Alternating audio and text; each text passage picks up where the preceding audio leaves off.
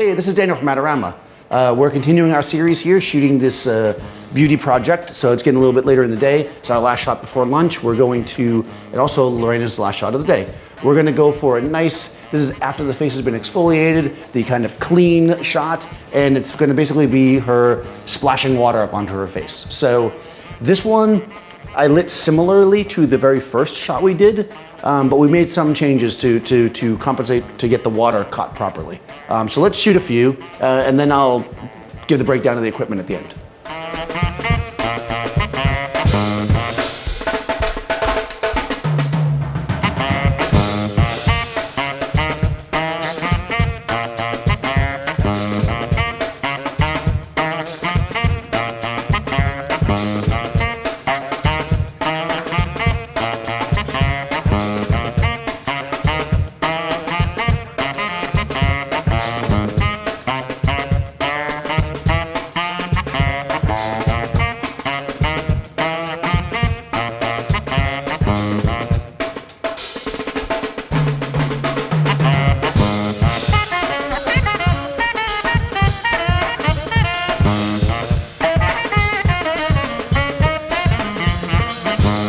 This lighting scenario is similar to the one we used when we shot the beauty mask a couple videos back.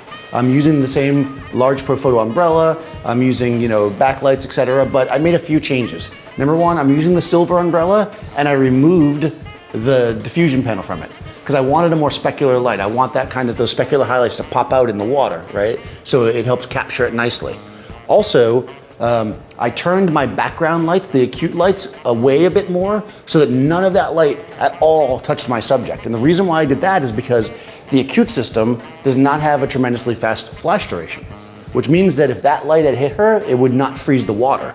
So what I needed to do in order to give her that separation light was I actually brought my Profoto B2 pack in the back with rim lights. So I could have used those in the beginning as well, obviously, but I didn't need to. I try not to use more lights than I need to, but in this case, I needed those extra lights because I need that stopping power, that incredibly short flash duration to freeze that water. I don't want blurry water. So I'm giving her rim lights with those. Again, strip banks in the back, 1x3 strip banks with grids, hitting her in the back about one stop overexposed roughly. In the front, we've got a nice big Profoto umbrella, silver. We've got the board here, the white board, although it's not kicking up as much because I have this bath mat on top of it, and of course the bowl is there to hold the water that we used for the splash.